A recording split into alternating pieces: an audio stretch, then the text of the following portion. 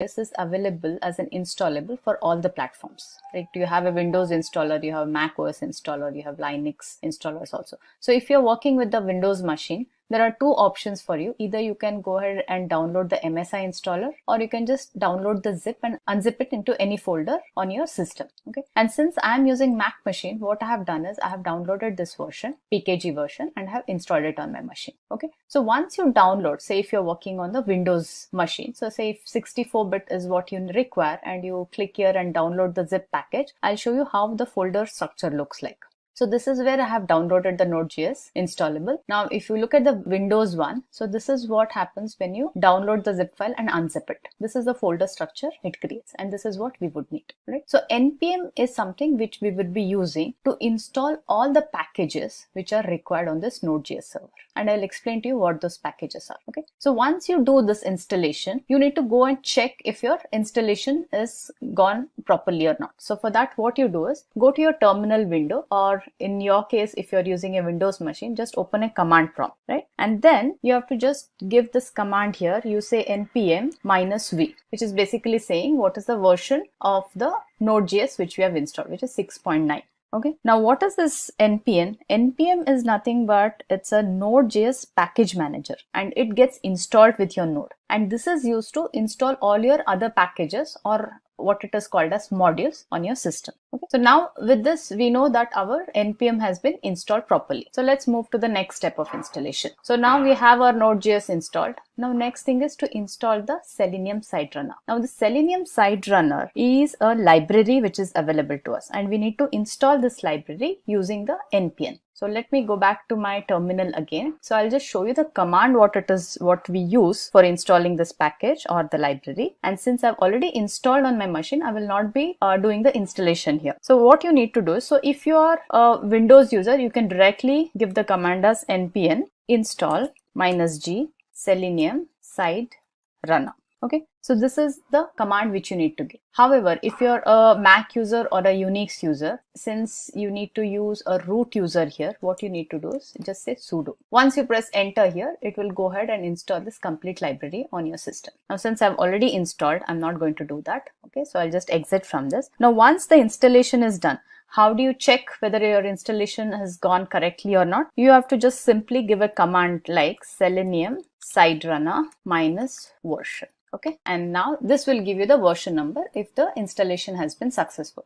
So right now the version installed, which is the latest version, is 3.11. Okay, so far we have done the installation of the Node.js server. We have done the installation of the Selenium. Now, while you you do this installation, you need to know that where is the Selenium IDE side runner has been installed, right? As I said, it's a library, or what you popularly call as module, in your npm. Right? So for you to check where it has got installed, you simply need to go to the directory. I'll say ls-user local library. So if you see here, you'll see something called as node modules. So whatever packages you're going to install using npm would get installed in this directory, the node modules directory. So let's go ahead and see whether I have my Selenium side runner there or not. So I'll just use the same ls/node modules. Okay, do you see this? Selenium side runner is what has got installed. And previously to that, when we installed the Node.js server, it also installed this npm, right? So that is also available under the same folder. So far so good. So we have our Selenium IDE installed now. Now, what else is required? So we installed the Node.js, we installed the Selenium side runner. Now we need this browser drivers. Now, what are these browser drivers? Now, what you did using your IDE was, we said, right in the IDE itself, I said run the current test. And since I'm using Firefox browser here, any test case using the IDE plugin on your Firefox you execute is going to execute on the Firefox browser. Correct? Same way, if you're using the Selenium IDE on Chrome, which is an extension on Chrome, and you run the test cases there, it is going to use the Chrome browser to run the test case. However, any test cases or any automation scripts you're going to write, you want your scripts to run on all the browsers because you want to do a cross-browser testing, right? So for that purpose, what we do through command line is we install this browser drivers, right? So say if you want to run your test cases on Edge browser, so that means you first need to install your Edge browse driver on your systems before you run your test case on Edge browser. If you want to do it for Chrome, similarly, you need to download the Chrome WebDriver and install it. For Firefox, the same. And once you install that, then you should be able to run it on any browser. Now, where are these Chrome browsers available? So if you go to the seleniumhq.org, let me show you that. Okay, in the Selenium HQ website, if you go to this download tab, right, and if you go down here, you will see something called as third-party drivers, bindings, and plugins. And here you have a list of all the browsers and its corresponding driver files which are available. And this is what which you need to go and download. For example, say I want to run all my tests on Chrome browser, right? So what I do is I click here. Okay, in the download section, go to the latest Chrome driver available, click on that, and then depending on which OS you're working on, if you're working on Mac, just download this. If you're working on Windows, you download this. And once you download the driver, what you need to do is you keep that drivers, like for example, can you see this driver file? So this is my driver file. This is my executable driver file. So what I did was I just downloaded this file for Mac and I copied it to the location where my tests are present. Okay. Now, so once I have this available, what I need to do is I need to install this driver using again the npm command. Okay. And to install this driver, what you need to do is you need to be in the same directory where your driver file is present. Okay. In the same directory, you just issue this command. You say npm install -g and your Chrome driver. This is it. So once you install this driver, you should be able to work with your Chrome driver. Got it? Very simple. So similarly, if you're working with different browsers, say if you also want to run your test cases with Edge or Internet Explorer or the Firefox browser, same way you need to download all the drivers from this location. So from here, like you have Edge browser here, Opera browser, you have a Mozilla Firefox browser. So any of the browser which you want to work with, you have to just download your driver from here, place it in this location and install it using npm command. Okay, so since I will not be executing this command again because I've already installed it. So once your drivers are installed, what's the next step? We are ready to execute our test cases. Okay, so these are all the installation steps which are required to get your command line runner, which is called as Selenium side runner, ready for you to execute your test from the command line. All right. Okay, now let's go ahead and see how do we execute the test cases. So let's go back to our previous example in this video where we wrote some of the test cases for testing our control flows. Okay, so these are all the test cases. Now, if you observe here, I have not created any test suite here. We just had a default suite which was created when we created the project, and we just went ahead and created all the tests here. For the side runner to run, we need to have a test suite there. So if I just try to run the test suite, let's try to run this. What is the name of this project? Control flows. So I'll show you what happens if there is no test suite defined for this. So let me clear the screen, and which is our project here, this one. Okay, so what I will do is let me simply go ahead and execute this project. So to execute any test, this is the command which you use. You simply call Selenium side runner and the project name. Okay, and also once you have installed the Selenium side runner, you can also check the version of it. Okay, so let's execute this Selenium side runner and the project name. Project name is this. Done. So now if I press enter, now see what happens. Okay, it's saying running the default suite. Can you see here? It looks for a test suite to start its execution. Okay, so it picked up the default suite which is here. Okay, since it was created when we created this new project. Fine. However, it's a test suite failed to run. Why? Because your test suite must contain at least one test, and all our tests are residing outside the test suite. We have none in the default test suite, correct? So what we will do, let's go ahead and create this test suite. Instead of default, what I will do is I'll say first rename this. So let's give it a proper name. So we'll say control flow test suite. Okay, done. So I have renamed it. Now let's go ahead and add all those test cases which we have created to this. So I'll just simply say add test and select all these tests. So we have around 4 tests here. So I'll just select all them. Done. So I'll save this project. I'll go to my folder IDE tests and the same file name. I'll just say replace. Now we have a test suite called control flow test. Now let's go ahead and run that again. Now let's see what happens. Okay, so there are multiple test cases here. So let's see, all these test cases will be run one after the other, sequential. So we have that calorie counter test case, and then we have the loop test cases. All right, so it is done. So now let's understand the flow of this test case. Okay, so this is where we started running our test suite. So it finished first test case, it finished the second test case, it finished the third test case, and then the fourth test case. So all the 4 test cases it has completed, and it says all the 4 passed, total 4, and it also shows you the total time taken for the complete test suite to run. And for every test case, what is the amount of time required to execute the test. So this is all the information which is available here. If at all there is a failure in any of the test case, that would get reflected here. It would say 4 passed, 1 failed, and total 4 executed. Okay, so this is the kind of report what you will get to see. Good so far? Okay, so let's go back to our notes and see whether we have done everything. So the other way of running is, say you have multiple browser drivers installed and you want to run this on a particular browser. So during that time, what you can do is you can use this command. You can say Selenium side runner -c. -c is nothing but setting the capabilities. Capabilities for what? For the browser. And then you give a browser name here. So you can say Chrome or you can say Firefox, whatever the browser of your choice. And then give your project name. So with this, what happens is if your browser is installed, now we have to install the browser using this command, correct? So if your browser is installed, it will execute this particular test suite on the browser which you have mentioned here, right? And that is how you use this Selenium side runner to run your test cases on multiple browsers. Now simply what you can do is you can create a shell script or a batch script. You can add this line into your batch script for the multiple browsers and you can execute this. So that way all your test cases would execute it on all the browsers.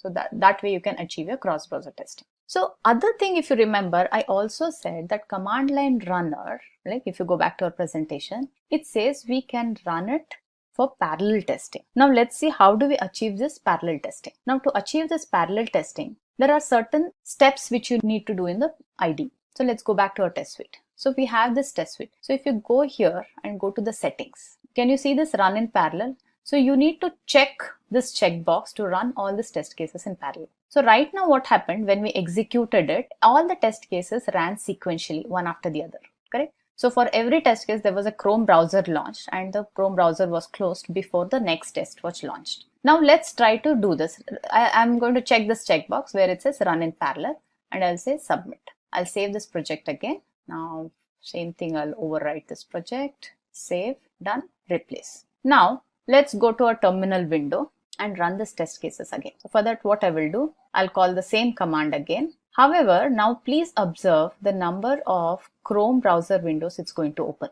Okay, I'll show you that. So it has started running the test suite. Okay, can you see this? 3 Chrome browser windows open at the same time. Okay, and one by one, they're going to get closed out. Okay, so there was also the 4th one open, but since the test case was so small that it was too quick for us to see here. Now look at the complete execution here.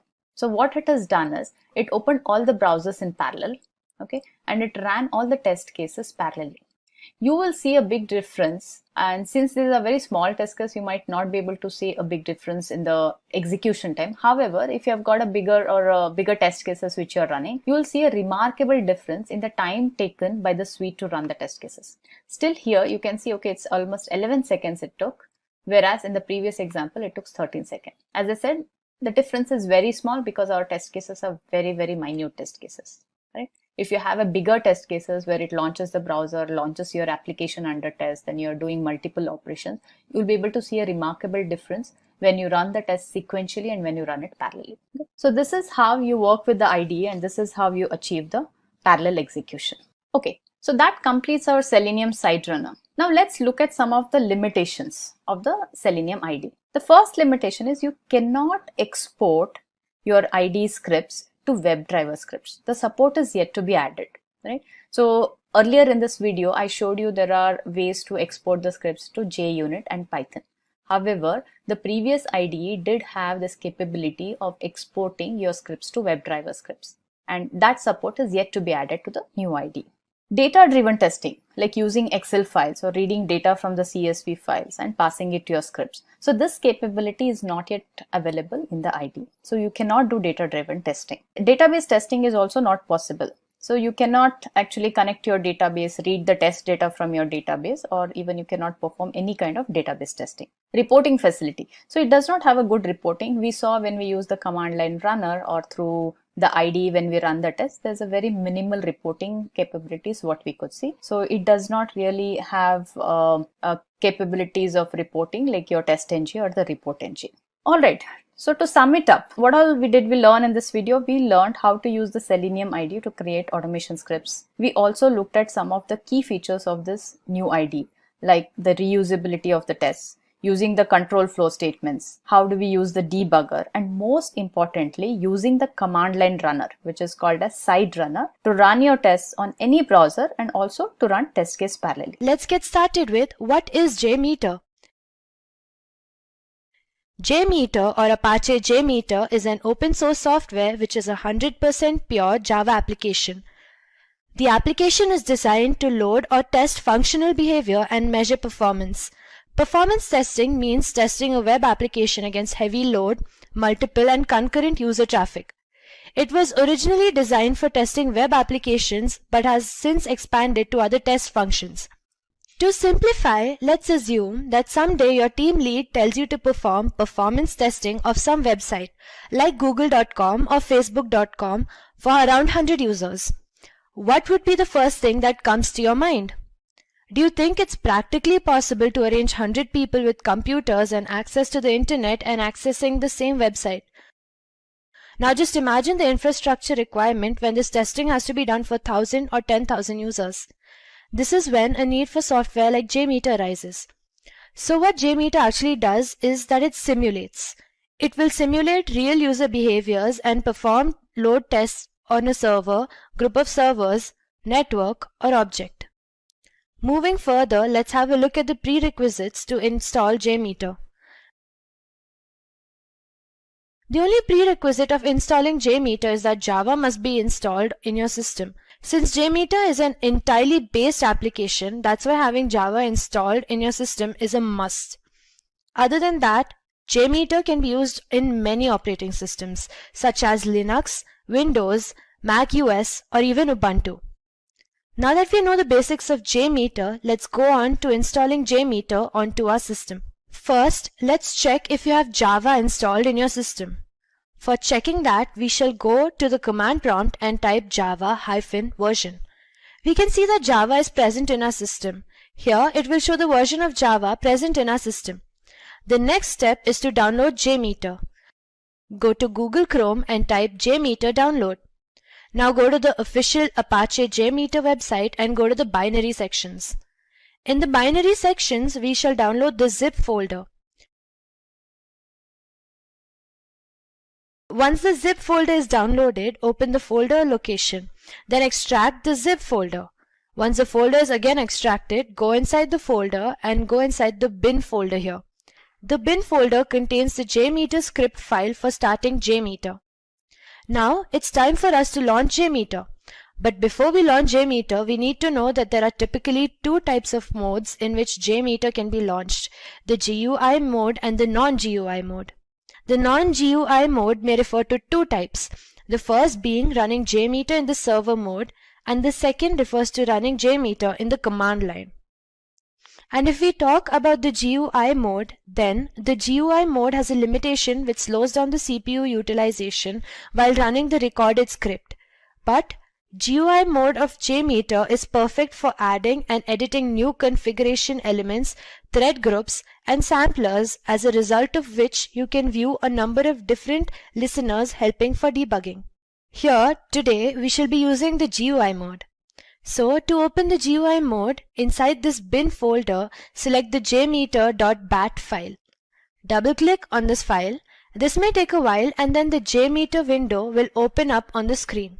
The home window is divided into two sections. On the left side, all the elements of the test plan are added, and on the right side, all the configuration of that element are added. As we see on the test plan element, we can see the configurations of the same. Here, the test plan is like a place or a container where all the elements we will use to perform this test will be stored. All the requests, listeners, and everything will be stored here. So, moving forward, let's rename this test plan. Let's name the test plan to be first JMeter. Now, when you click outside this window section, you can see the element name will change. Otherwise, you can just save this and also the name will change. Now, when this is done, the next step is to add thread groups. Right-click on first JMeter here and select the Add option. Then in this option, select the Threads option and then Threads group. The thread group refers to the users that are used or created or needed to run this test. So let's name this thread group to be JMeter. It has several different options, like the action to be taken after there is an error. You can choose it in the way you want. Then there is this number of threads where you can choose the number of users you want.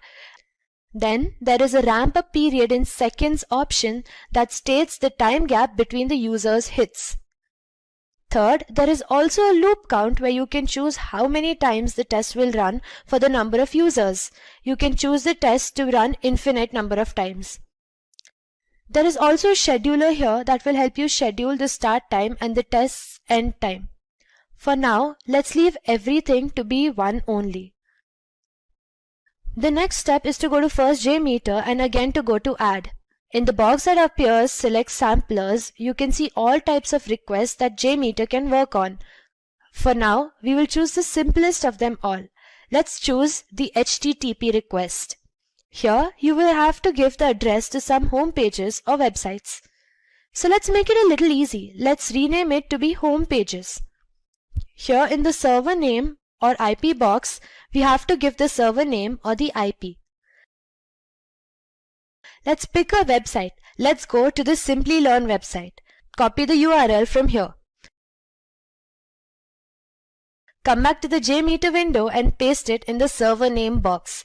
Keep in mind we don't need to give HTTP or HTTPS since these are protocols which will come in the other box, and they will be automatically taken in the HTTP request case.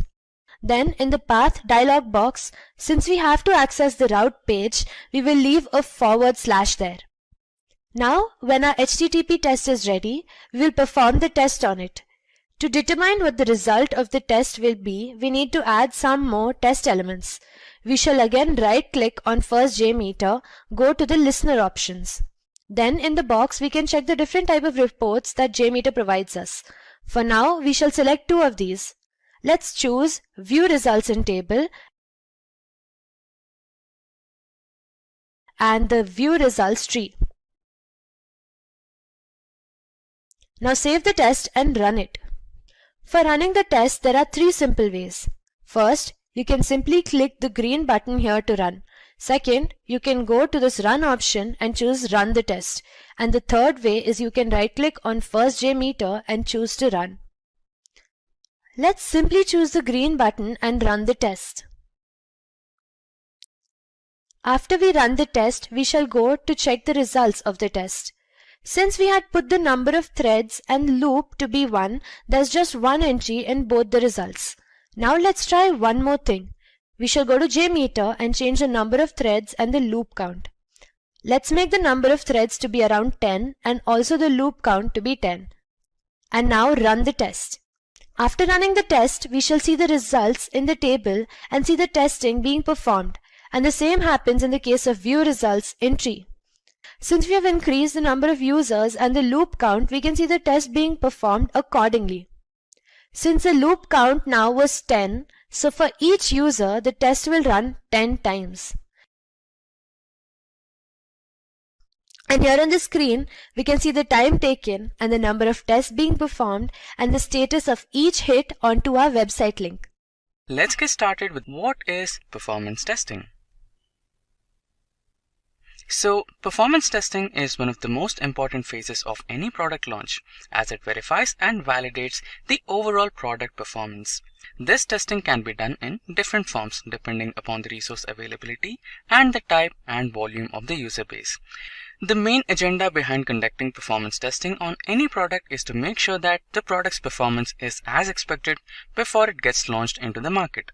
So, performance testing is the process of testing a software application under a specific workload.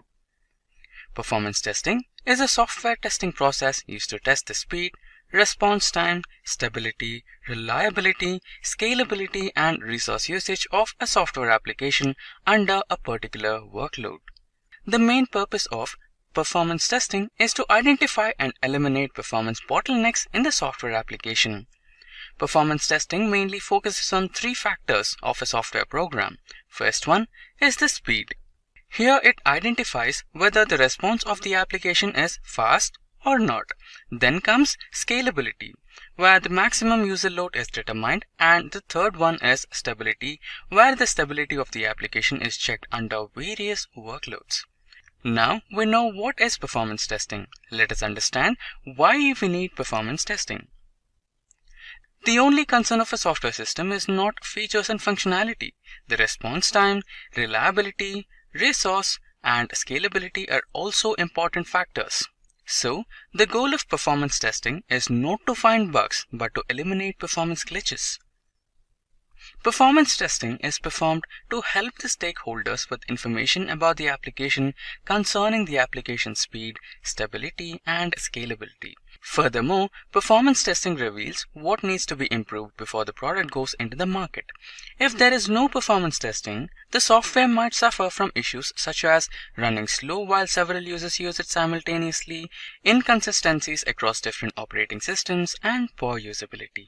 Performance testing determines if the software or application meets speed, scalability, and stability requirements under expected workloads. Applications sent to market with poor performance metrics due to non-consistent or poor performance testing are likely to bring a bad reputation and fail to meet the expected sales goals. Now we know the relevance and need for performance testing. Let's look at the types of performance testing. So there are 6 types of performance testing. Namely, load testing, stress testing, volume testing, capacity testing, reliability testing, and scalability testing. Let's have a look at all the 6 types of testing one after the other. So the first type is load testing. Load testing is a type of performance testing where the application is tested for its performance on normal and peak usage. An application's performance is checked concerning its response to the user request and its availability to respond consistently within accepted endurance on different user loads. Here, the main consideration is the maximum load the application can hold before the application starts behaving abruptly. Then, another consideration is regarding how much data the database can handle before the system crashes. The second type of performance testing is stress testing. Stress testing is a type in which different ways to break the system are found, that is, how much load a system can sustain. Stress testing has an incremental approach where the load is increased gradually. The test is started with a load for which the application has already been tested. Then, more load is added slowly to stress the system. The point at which we start seeing servers not responding to the request is considered the breaking point. Here, the major considerations are the maximum load to a system can sustain before it breaks down. Then, how is the system broken down? And how will the system be able to recover once it has crashed? We also see in how many ways a system can break and which are the weak nodes that are to be kept in mind while handling the unexpected load. Moving forth, the next type is volume testing. Volume testing is the type where the performance of the system is checked with respect to the volume of the data. To execute a volume test, a huge volume of data is entered into the database. This test can be incremental or steady test. In the incremental test, the volume of the data is increased gradually. Generally, with the application usage, the database size grows, and it is necessary to test the application against a heavy database. If we consider an example, let's say there is a website of college having small amounts of data to store initially, but after 5 to 10 years, the data stored in the database of the website is much more and has become huge. Now comes the fourth type of performance testing, the capacity testing. So capacity testing is a type of testing where the application is checked for its capability to meet the business volumes. Capacity testing is generally done for future prospects. Here, the main concerns are if the application would be able to support the future load, if the environment is capable of standing the upcoming increased load, and what are the additional resources required to make the environment capable enough. Capacity testing helps in determining how many users or transactions of a given web application is capable of supporting and will perform well. During this testing, resources such as processor capacity, network bandwidth, memory usage, disk capacity, etc. are considered and altered to meet the goal. To consider an excellent example of capacity testing, we can see the case of online banking. Moving forward, the next type of testing is the reliability testing.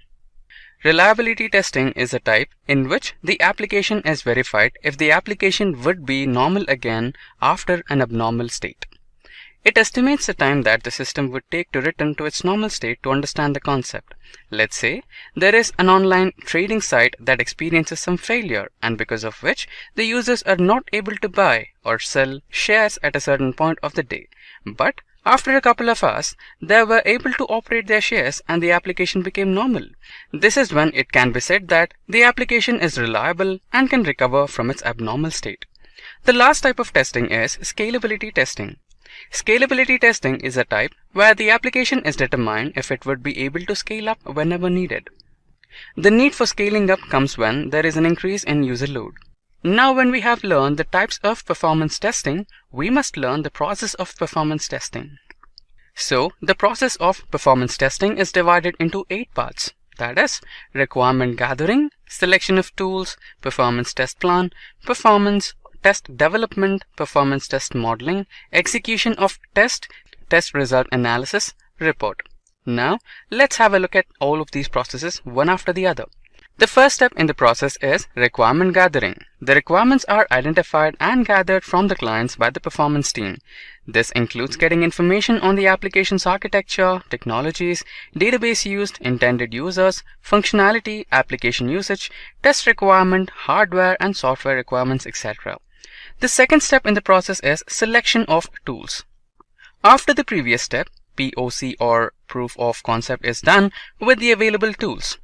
The proof of concept is a sort of demonstration of real-time activity, but in a limited sense. The list of available tools depends on the tool's cost, the protocol that the application is using, the technologies used to build the application, the number of users we were simulating for the test, etc.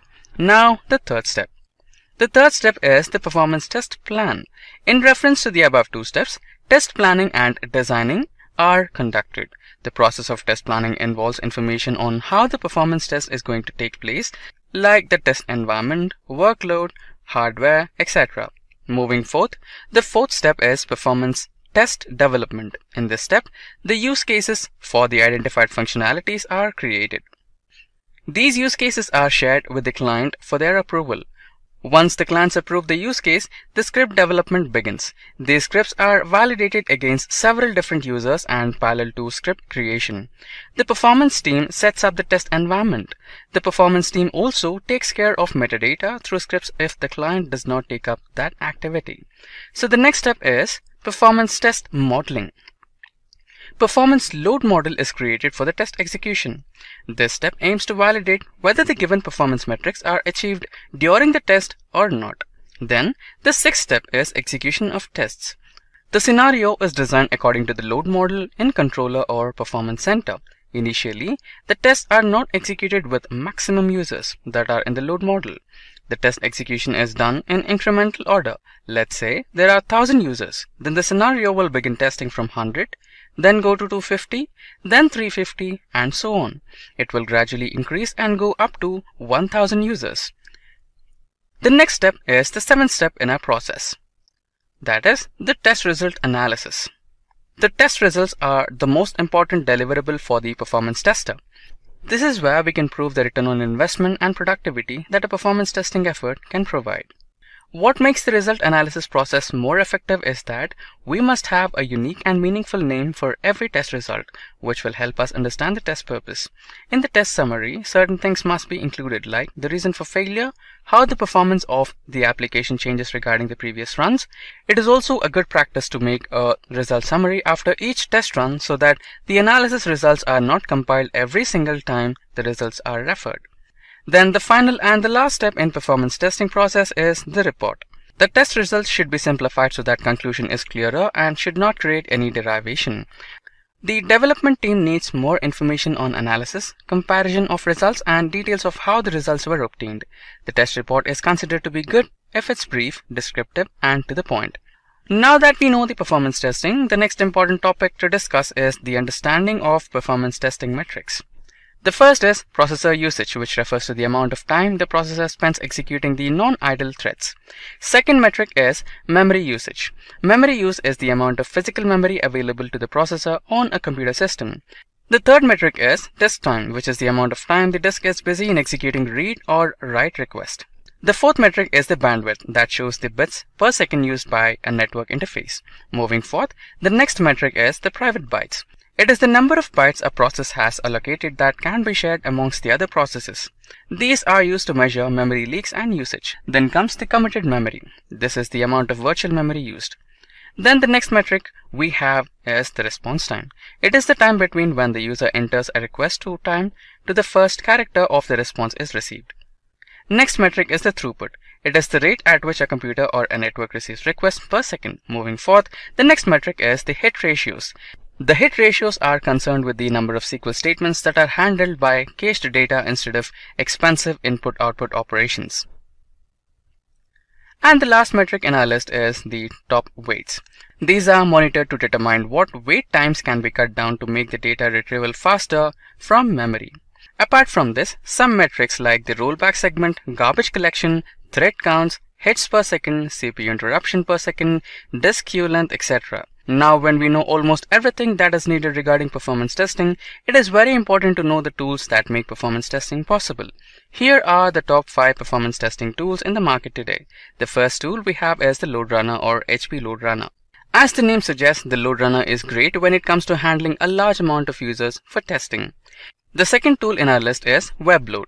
WebLoad is one of the best testing tools for stress and load testing. The next tool in our list is Load UI. Load UI is a great testing tool to map the scalability and speed of the target product.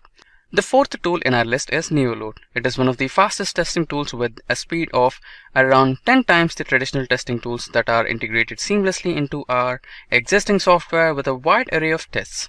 The last tool in our list is the Apache JMeter. Apache JMeter is one of the best and most used testing tools in the market right now. It is highly capable of creating a large number of virtual users working on web server. Moving forth, we shall talk about JMeter and understand why JMeter is preferred over all the other performance testing tools in the market. So moving forth, let's see what JMeter is. JMeter or Apache JMeter is an open source software that is 100% pure Java application.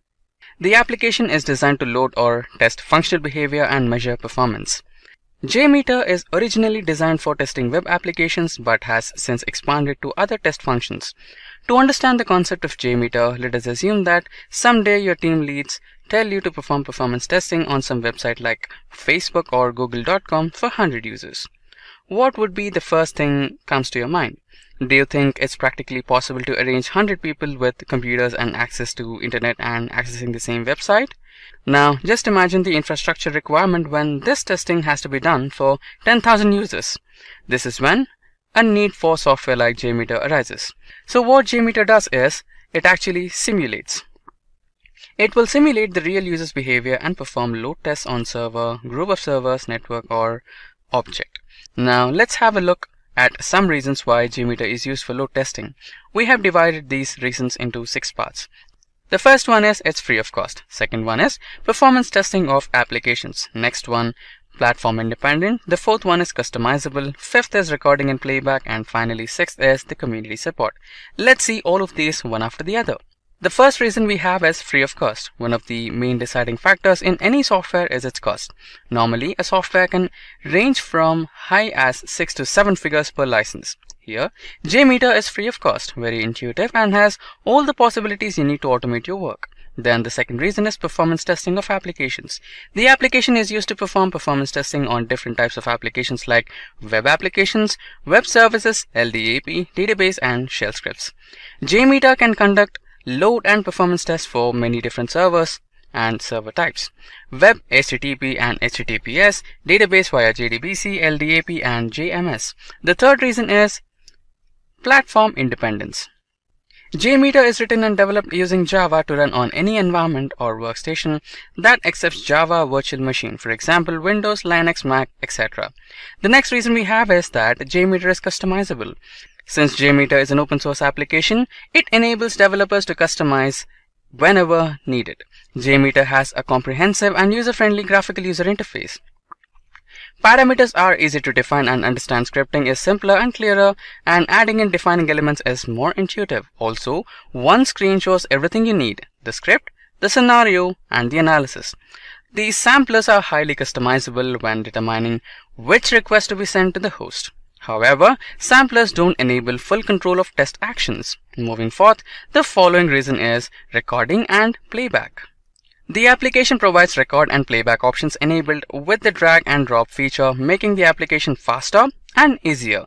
The next and the last reason on our list is incredible community support. JMeter is an open source tool with a brilliant community that keeps adding features and supports users who run into issues and problems. This ensures new users always have someone to answer their questions, and long-time users can improve their abilities on JMeter. Also, having an open source tool ensures that it keeps getting better and is always in line with users' needs and requirements. Finally, let's have a look into the demo that shows the working of JMeter. So the first step is we shall go to the Apache JMeter folder. In that folder, go inside the bin folder and select the jmeter.bat file. Double click on this file. This might take a while, and then the JMeter window will open on the screen.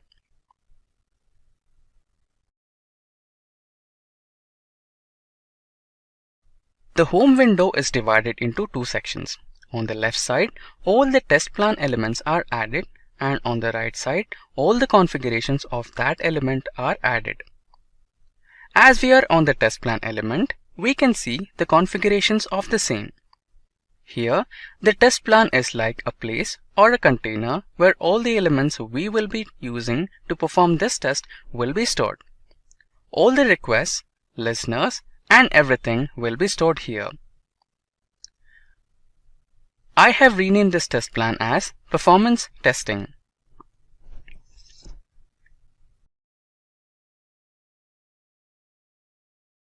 Now the first step is to add thread group.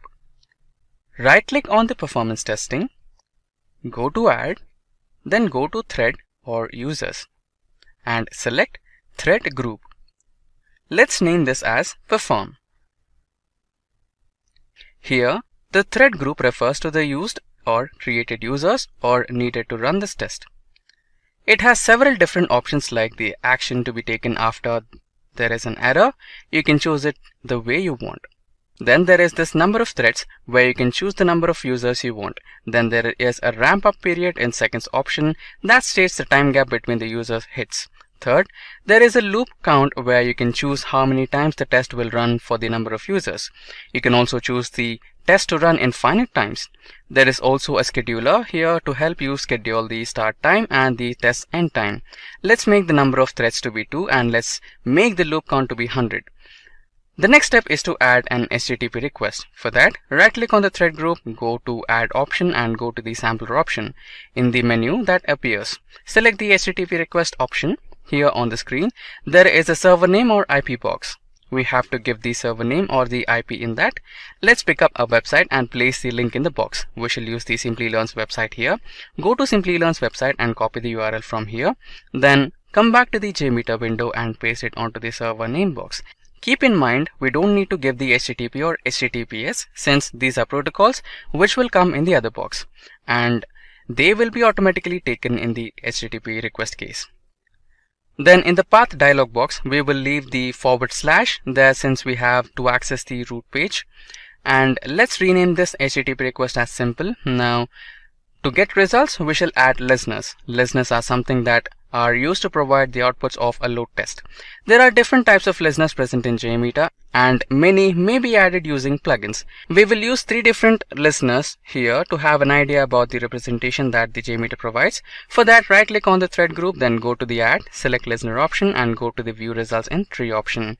Then again, right click on the listener option and choose graph results. And for the third listener, again right click and select the view results in the table option.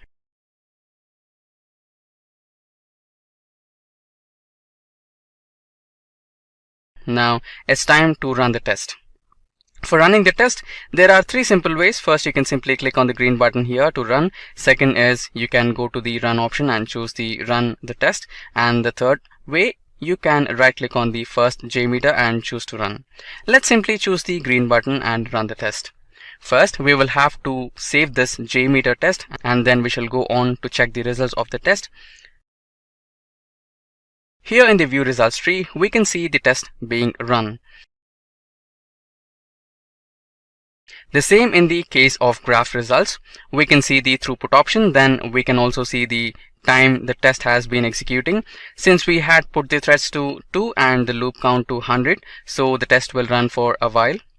We can check the view results in the table. We can see different performance testing metrics on the screen. You can see the thread name, label, sample time per second, bytes, sort bytes, and the latency. And in the tree option, when we click on the test, we can see a lot of information appearing on the screen. These are again several performance testing metrics. And in the graph results, we can see the graph coming up on the screen now, which represents the test taking place with respect to the IP address, thread, and loop counts. So what JMeter exactly does is creates a request and sends it to the server. Once it receives the server's response, it collects them and visualizes those details in a chart or graph. After that, it processes the server's response, and finally it generates the test results in several formats such as text, XML, JSON, so that the tester can analyze the data. Let's get started with what is load testing. Load testing is a type of performance testing that determines an application's behavior when a large number of users access the application together. Here, performance testing is a software testing process used to test the speed, response time, stability, and reliability of the software application under a particular workload. The testing determines a system's performance according to real-life conditions. To give you a better idea, let's say you have a printer. So you want to test a printer by transferring large number of documents for printing, or test a mail server with thousands of concurrent users, or to test a word processor by making a change in a large volume of data. This helps to know whether the existing infrastructure is capable of running the application or not.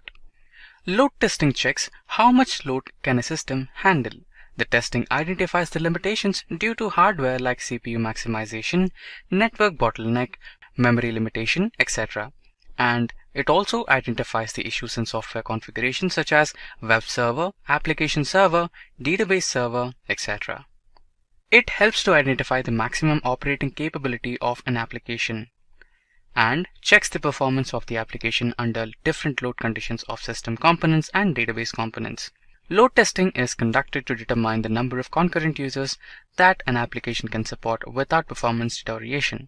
The response time of each transaction of an application and the network delay between the client request and server response are also checked. Load testing proves itself very significant when it comes to determining user demands and satisfaction.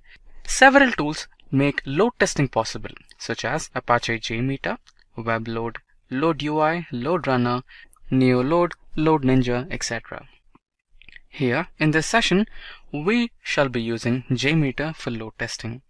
So JMeter or Apache JMeter is open source software that is 100% pure Java application. The application is designed to load or test functional behavior and measure performance. Performance testing means testing a web application against heavy load, multiple and concurrent user traffic.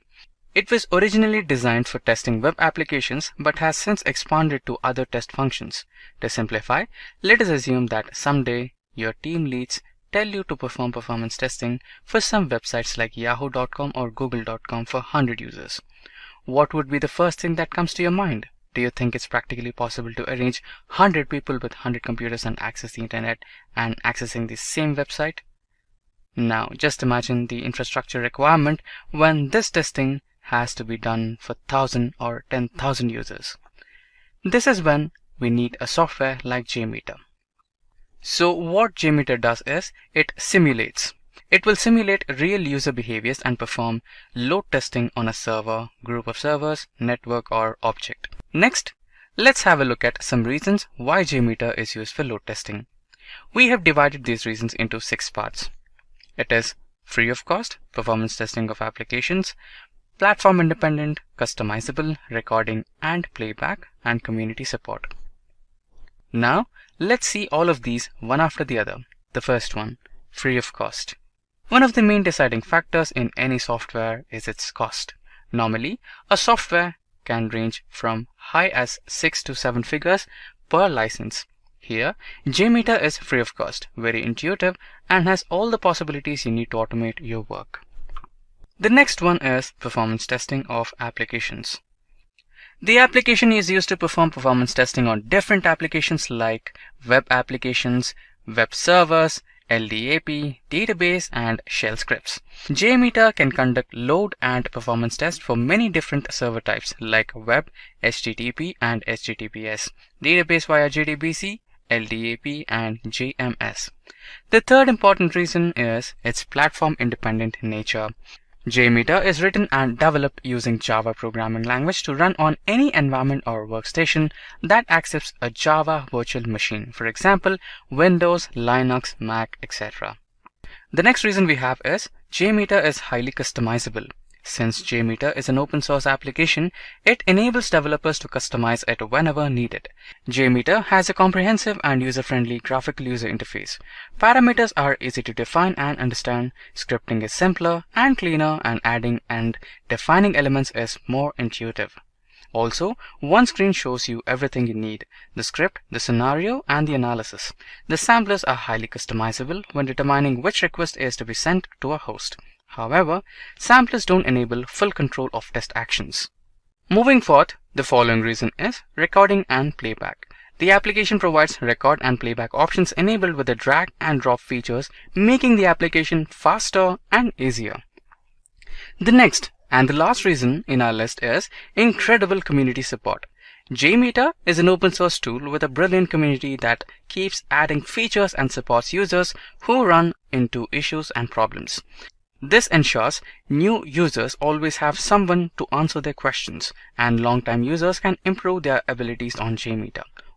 Also, having an open source tool ensures it keeps getting better and always in line with users' needs and requirements. Now, after we know about JMeter and the reasons to use JMeter, let's understand the process to perform load testing with a hands-on demo.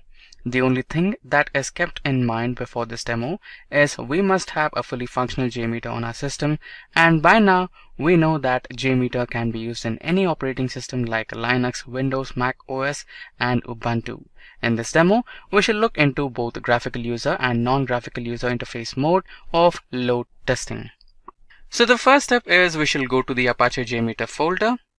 In that folder, go inside the bin folder and select the jmeter.bat file. Double click on this file, this might take a while, and then the JMeter window will open on the screen. The home window is divided into two sections. On the left side, the elements of the test plan are added, and on the right side, all the configurations of the element that are added. As we are on the test plan element, we can see the configurations of the same. Here, the test plan is like a place or a container where all the elements we will use to perform this test will be stored. All the requests, the listeners, and everything will be stored here. So the first step is to add listeners. For that, go to test plan, right click on the test plan, go to add, then go to threads, users, and select a thread group. The test group refers to the users that are used or created or needed to run this test. It has several different options like the action to be taken after there is an error. You can choose it the way you want. Then there is this number of threads where you can choose the number of users you want. Then there is a ramp up period in seconds option that states the time gap between the users hits. Then the third one, there is a loop count where you can choose how many times the test will run for the number of users. You can also choose the test to run infinite times. There is also a scheduler here to help you schedule the start time and the test end time. For now, let's leave everything to be only one. The next step is to add the HTTP request. For that, right click on the thread group and go to the option and go to the sampler option and go to the HTTP request option. Here on the screen, there is a server name or IP box. We have to give the server name or the IP in that. Let's pick a website and place the link in that box. We shall use the Simplilearn's website here. Go to Simplilearn's website and copy the URL from there. Now we have copied the Simplilearn's URL. Now let's come back to the JMeter window and paste it in the server name box. Keep in mind that we don't need to give up the HTTP or HTTPS since these are protocols which will come in the other box and they will be automatically taken in the HTTP request case. So this is what I was talking about. Now let's rename this name as simply. Moving forth, let's create one more HTTP request. For that, again, right click on the thread group, select samplers and select HTTP request and go to Simply Learn's website again. And there we have the resource link. Go to that link and copy the URL. Then place that URL in the server or IP address box.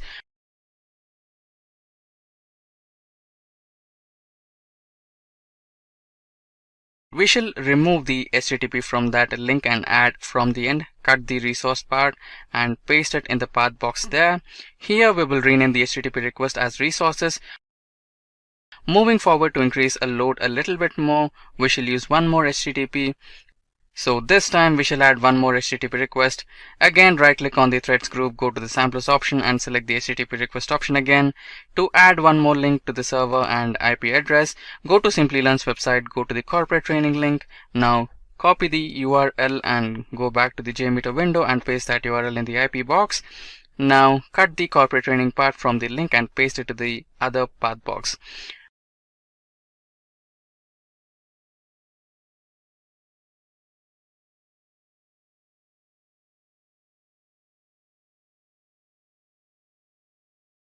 We shall again rename this HTTP request box as corporate. Now let's save this file.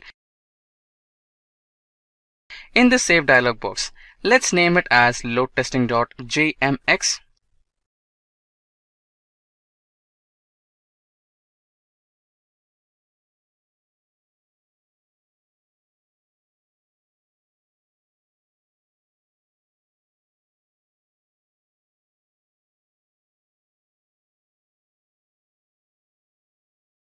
Now to get the results, we shall add listeners. Listeners are something that is used to provide the outputs of the load test.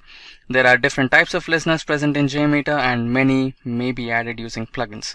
The listener we will use here is the tree, as it is comparatively easy to interpret. For that, right click on the thread group, then go to add, select listener option and go for the view results in tree option. Now it's time to run the test and check the load. For running the test, there are three simple ways. First, you can simply click on the green button here to run. Second is you can go to the run option and choose the run test. And the third is the way you can right click on first JMeter and then choose run. Let's simply choose the green button and run the test. After we run the test, we shall go to the check the results of the test in the view results in tree section. We can see the green symbol that states the test has successfully completed. Since we had left all the values to be 1 in the beginning, that's why there is just one test for each HTTP request. Now let's increase the load and let's change some numbers. Let's make the number of threads to be 10, ramp up the periods to be 2 and the loop count to be 10.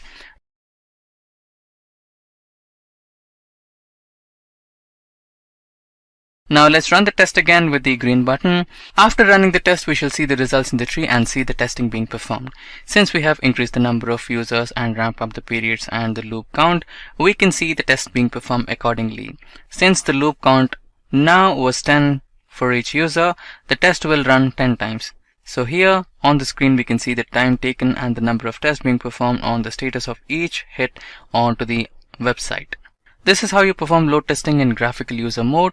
Now perform the same test in non-graphical user mode. We shall remove the listener, so let's remove the view results in tree.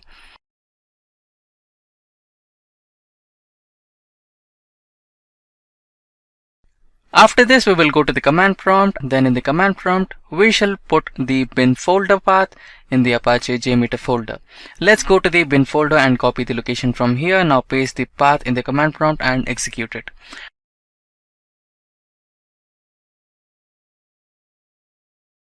Once that is done, the next step is to put the command prompt for JMeter load testing. This command has got three parts. The first part is the -n, -t and -l. Here the -n represents the non-graphical user interface mode. -t is used to specify the location of the test script. -l is used to specify the location of our output result. Now go to the location where our JMX file is stored. Let's search for the loadtesting.jmx file. Copy the path and paste it in the command prompt -t.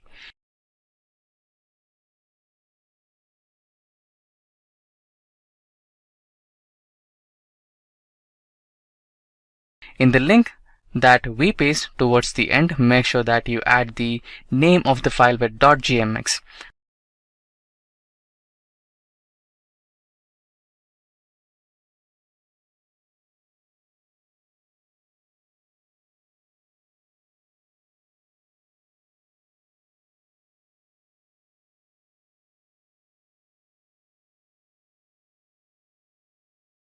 Now go back to the folder and make a .csv file, make an Excel spreadsheet and rename it with .csv extension. Now copy this path and go back to the command prompt and paste it after the -l. In the path, don't forget to add the name of the CSV file towards the end. Then execute the command and wait for the command to end.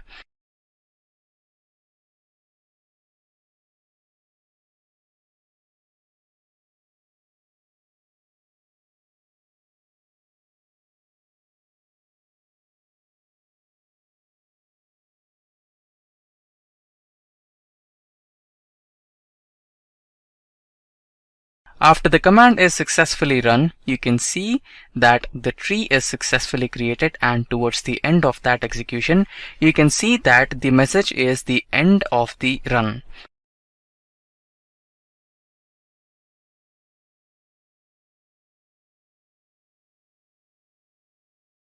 Now you can go back to the folder and open the loadtesting.csv file. In that file, you can see the entire test result has been generated. This shows that the command has been successfully executed and the load testing is successful in the non-graphical mode without any errors. This is what we had in this demo. We saw the load testing in graphical user interface and non-graphical user interface mode. To have a better picture, we use dashboards. Dashboards include several graphs that explain the working of the website link we use in the HTTP request. The dashboard generator is a modular extension of JMeter. Its default behavior is to read and process samples from a CSV file to generate HTML files. It generates the report and at the end of the load test or on demand. The dashboard reports provide metrics like the APDEX or Application Performance Index. The dashboard also provides a statistics table, response time over time, response times percentiles over time, active threads over time, and response times in percentiles. We shall learn about dashboards and more in the forthcoming videos.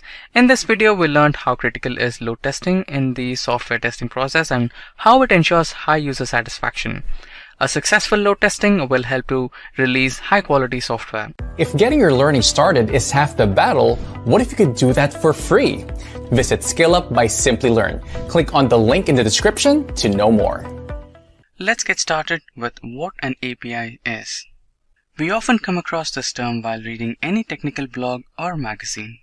An API, or Application Programming Interface, is a programming code that enables data transmission between one software product and another.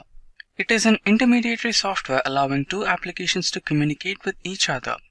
To understand API even better, let's take an example. For example, you're booking a flight. For that, you will begin with searching flights online concerning your destination, departure, return dates, and many more filters. To make all these choices, you interact with the airline's website and access their database and see if there are any seats available on those dates and what the costs might be. While you're doing all this, from the time to begin to the time you finish booking your tickets, you're doing that with the help of an API. To simplify it even more, it can be said that whenever we use an application on our mobile phone, the application connects to the internet and sends data to the server. The server then retrieves the data, interprets it, performs necessary actions, and sends it back to our phone. The application then interprets the data and presents the information we wanted in a readable way. This is what an API is. So that means each time we use an application like Facebook, send an instant image, check weather on our phone, or make some specific choices while online shopping, we use an API. Now when we have a good idea about what an API is, let's look at another major thing before going on to the hands-on demo. That is why we use JMeter for API testing.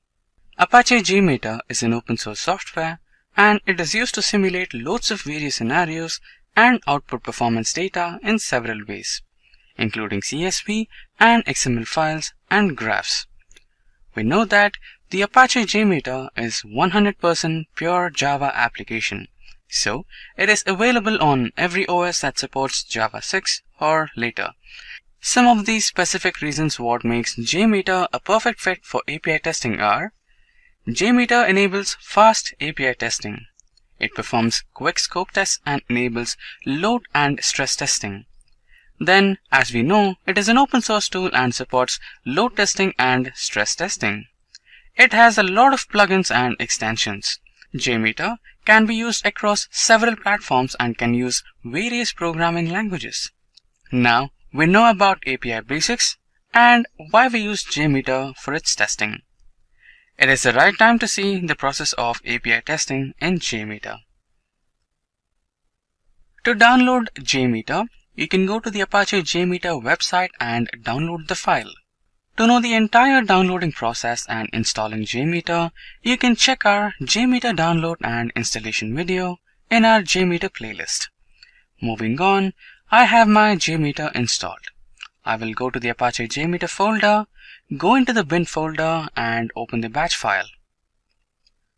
This might take a while, and then the JMeter window will open on the screen.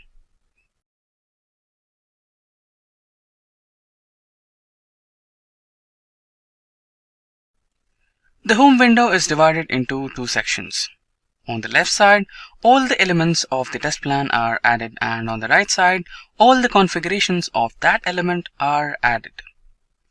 As we are on the test plan element, we can see the configurations of the same. Here, the test plan is like a place or a container where all the elements we will use to perform this test will be stored. All the requests, listeners, and everything will be stored here. So moving forward, right click on the first JMeter here and select the Add option. Then in this option, select the Threads option and then Threads group. The thread group refers to the users that are used or created or needed to run this test. It has several different options, like the action to be taken after there is an error, or you can choose it the way you want. Then there is this number of threads where you can choose the number of users you want. Then there is a ramp up period in seconds option that states the time gap between the user hits. Third, there is a loop count where you can choose how many times the test will run for the number of users. You can also choose the test to run in finite times. There is also a scheduler here to help you schedule the time for starting the test and the time for ending the test. For now, let's leave everything to be one only. Now, for some sample APIs, go to your browser and search for some sample REST API for testing.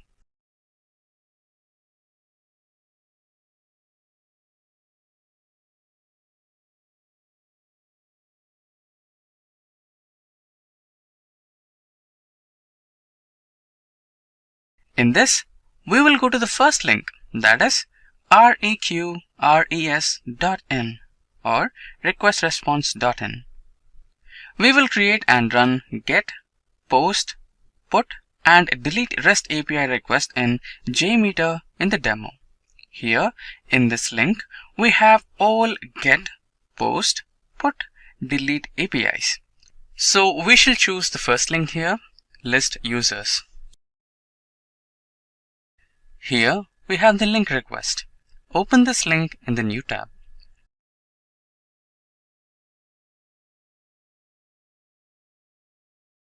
Then, we have got the URL for this API.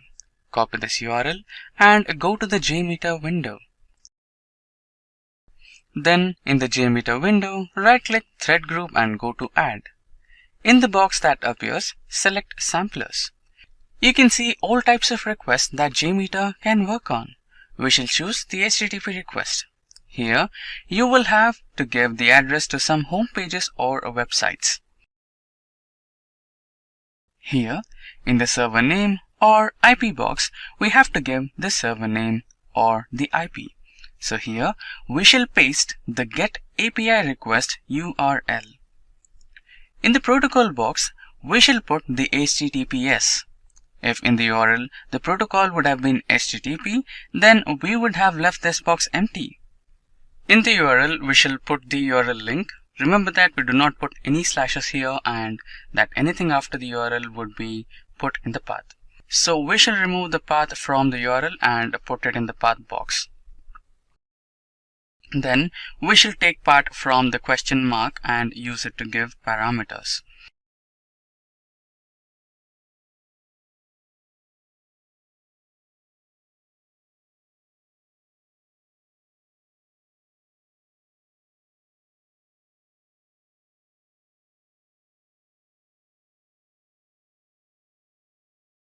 Since it is the GET API, we will have to give parameters. We will add the name in the parameters and give the name as page and value as 2.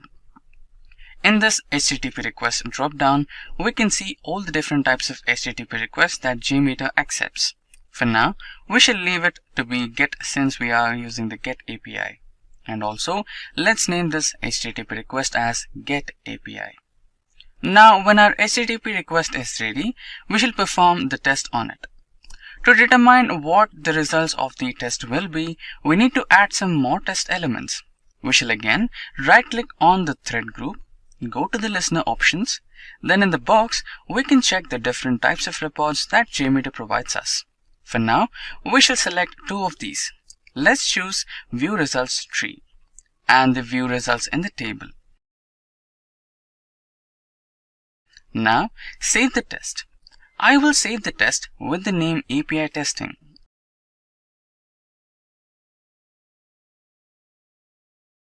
And finally, let's run it. For running the test, there are 3 simple ways. First, you can simply click the green button on the run. Second, you can go to this run option and choose to run the test. And the third way is you can right click on the first JMeter and choose to run. Let's simply choose the green button and run the test. After we run the test, we shall go to check the result of the test.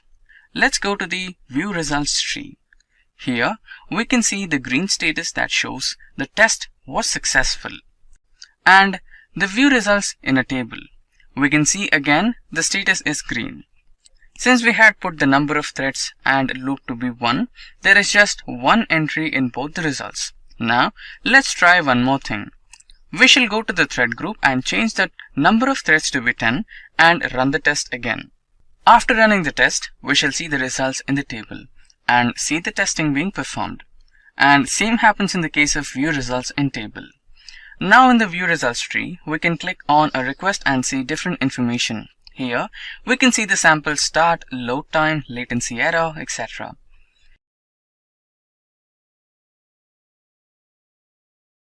Same in the view results in table. You can see all such information in a tabular format. You can also see the response data here. This is the same data as it was there when we copied the URL from the browser. You can furthermore check the response headers and the request that was placed. Now, we are done with the GET API request. Let's add the second request, that is the POST request. Again, add a HTTP request by going to the sampler in the thread group. Then, come back to the browser window and click on the POST API option. Then, open the request URL in the new window. Then, go to this window, copy the URL, and come back to the JMeter window. First, let's rename this HTTP request as POST API. Then, let's paste the URL in the server name or IP box. Again, let's put HTTP in the protocol box, address in the server or IP address box, and path in the path box. And in this HTTP request drop-down, select the POST option this time. Then, let's go to the parameter part. Here, select the body data option, and we shall have to add body now. So, go back to the browser window and copy the body from here.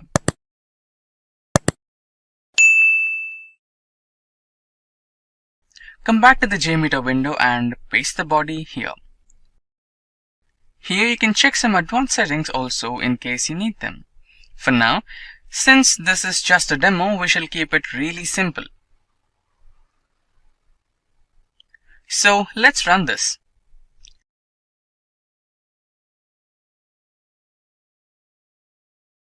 We shall go to our two listeners and clear the previous output.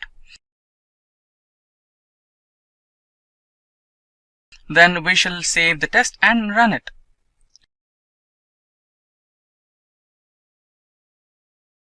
Now you can see the two tests are here.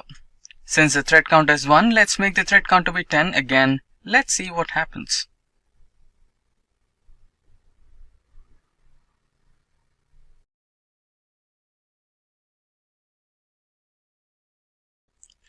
Now when I run the test, I can see the test running a required number of times, that is 20 times. Again, I can see information about different requests that include different parameters like latency, errors, etc.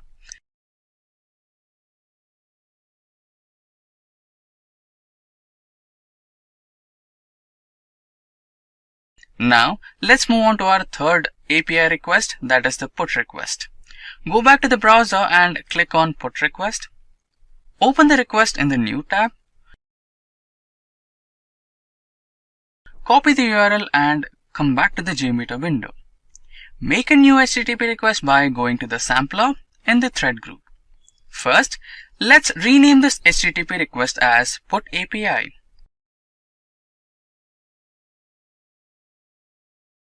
Then let's paste the URL in the server name or IP box. Again, let's put HTTP in the protocol box.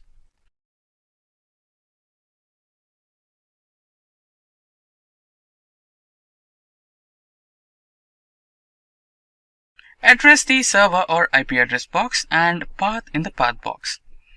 And in the HTTP request drop-down, select the put option this time. Here also we shall have to add body data. So go back to the browser window and copy the body from here. Coming back to JMeter window, select the body data option and we shall have to add body now and paste the body here. We shall go to our two listeners and clear the previous output, make the thread count to be 1 and then we shall save the test and run it.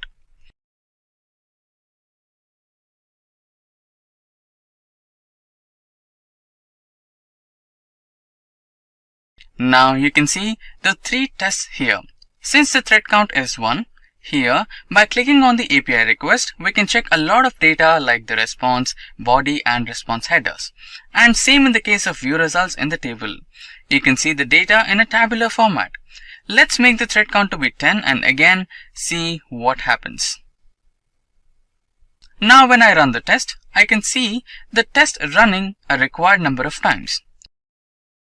And here I can see information about different requests.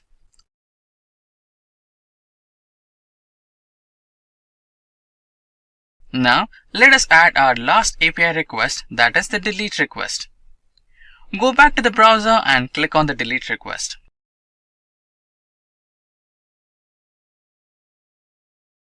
Open the request in the new tab, copy the URL and come back to the JMeter window.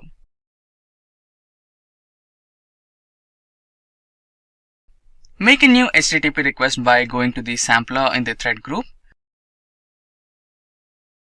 First, let's rename this HTTP request as delete API.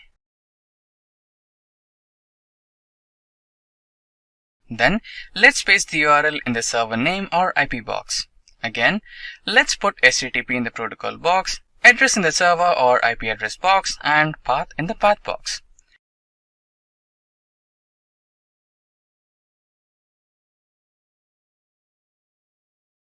And in this HTTP request drop-down, select the delete option this time. Here, there is nothing to be added in the parameters section. So, let's go to the two listeners and clear what all is there. Then save this test and run it.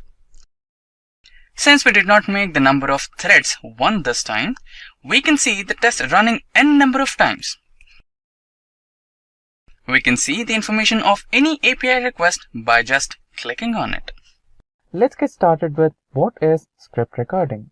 Record testing in JMeter helps testers to record and run their activity against test targets. It is a type of automated testing But for multiple users, the test script is designed to record such scenarios. The proxy server allows JMeter to watch and record user activity while browsing web applications with a normal web browser. When we talk about proxy, it is a component that is present between you and the remote server. Let us say that you want to record web browser interactions when JMeter starts acting like a proxy. This is when JMeter script recording is used. Script recording is one of the advanced and impressive ways to figure out and eliminate the complexity of browser interactions in software testing. Now when we know what script recording is and how it is relevant, let's look into how to do it in JMeter. But before that, let's check the prerequisites of script recording in JMeter. There are three major prerequisites. First is having JMeter installed in your system. The second requirement is having Java installed in your system. The third and final requirement is having Mozilla Firefox in your system. Now, let us have a look at the hands-on demo of how to perform script recording in JMeter. So, the first step is we shall go to the Apache JMeter folder. In that folder, we will go into bin folder and then select the jmeter.bat folder. Let us double click on that. This might take a while. And then the JMeter window will open on the screen. The home window is divided into two sections. On the left side, all the test plan elements are added. And on the right side, all the configurations of the elements are added. As we are on the test plan element, we can see the configurations of the same. Here, you can think of the test plan like a place or a container where all the elements we will be using to perform this test will be stored. All the requests, all the listeners, and everything will be stored here. Now, the first step is to add thread group. So for that, right-click on the thread group. Select Add, and from Add, go to Threads or Users, and in that, select Thread Group. Here, the thread group refers to the users. It has several different options, like the action to be taken after there is an error. You can choose it the way you want. Then, there is this number of threads where you can choose the number of users you want. Then, there is a ramp-up period and second option that states the time gap between the user hits. Third, there is a loop count where you can choose how many number of times the test will run for a number of users. You can also choose the test to run for infinite times. There is also a scheduler here to help you schedule the start time and the test's end time. The next step is to add an HTTP request. For that, right-click on the thread group, go to the Add option, and now go to the Sampler option. Select the HTTP request option. Here, there is a server name or IP box. We have to give the server name or IP in that. Let us pick a website and place the link in the box. We shall use the Simplilearn's website here.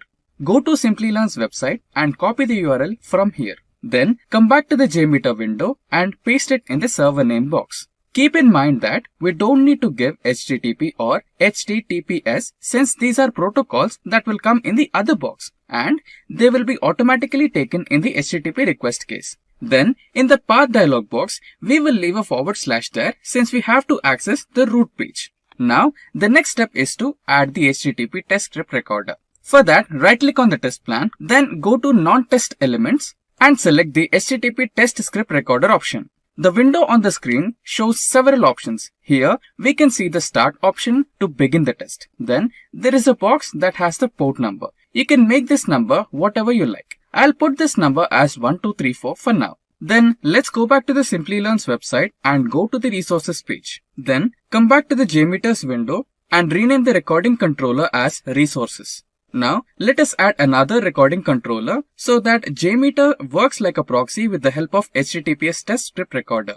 Then again, go back to the resources page that we just opened and scroll down a little bit. Here, we can see several technologies and several other links. In those links, you can select any one of the links. I will select digital marketing here. Then go back to the JMeter window and rename the recording controller as digital marketing. Then finally, let's add a recording controller for the home page and rename it as Simplilearn's home page.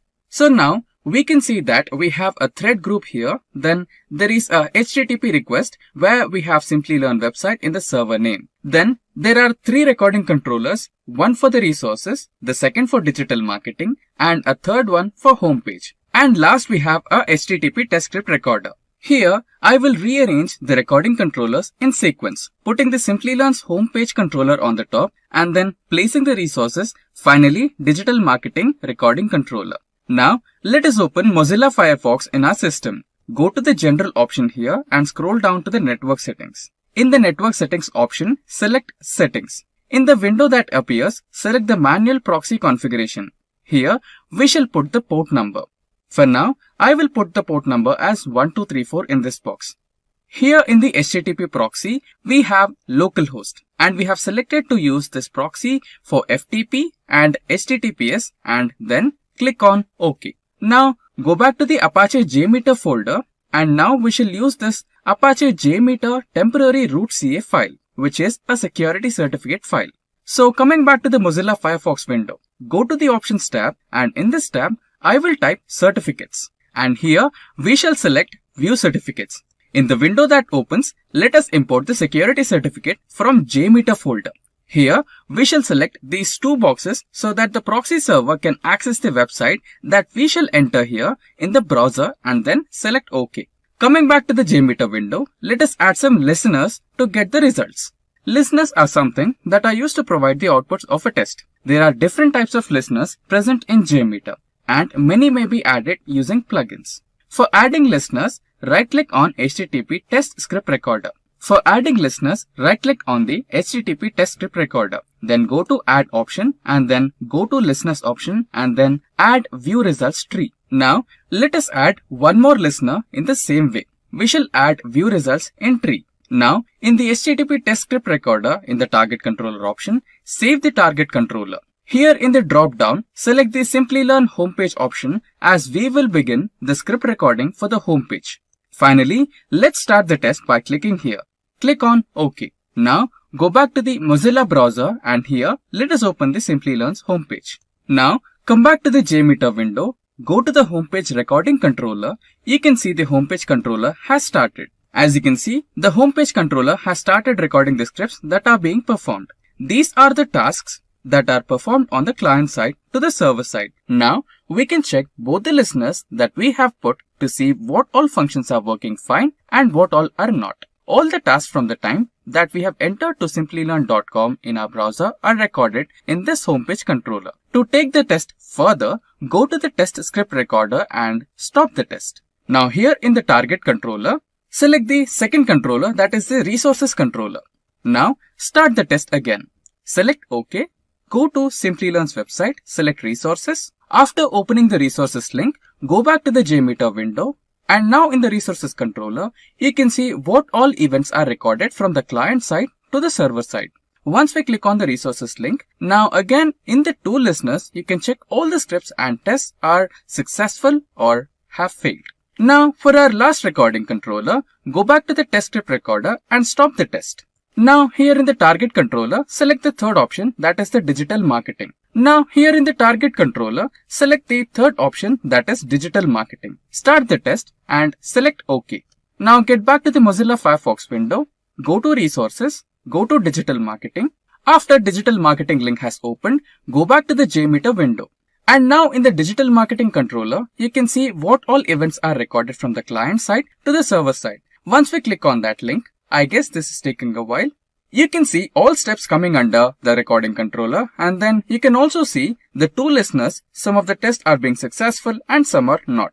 We can sum this entire process as a way of communicating between the server and the client with a proxy server help. In this case, the proxy server is our JMeter. That is why it was able to record all the steps that are happening while we were performing any task. This is how we can perform the JMeter script testing in few simple steps. Now, when you are done with the proxy server, do not forget to go back to your browser and change your network settings back to normal. That is, go to these settings, select Use System Proxy Settings, and that's how it is done. And with that, we have come to an end of day 3. So far, we have learned the DevOps testing. On the day 4 of DevOps Learning Week, we will reveal the next stage where you get to master the DevOps and cloud. So stay tuned and don't miss out on it. Thanks for watching and don't forget to subscribe and stay tuned for more from Simply Learn.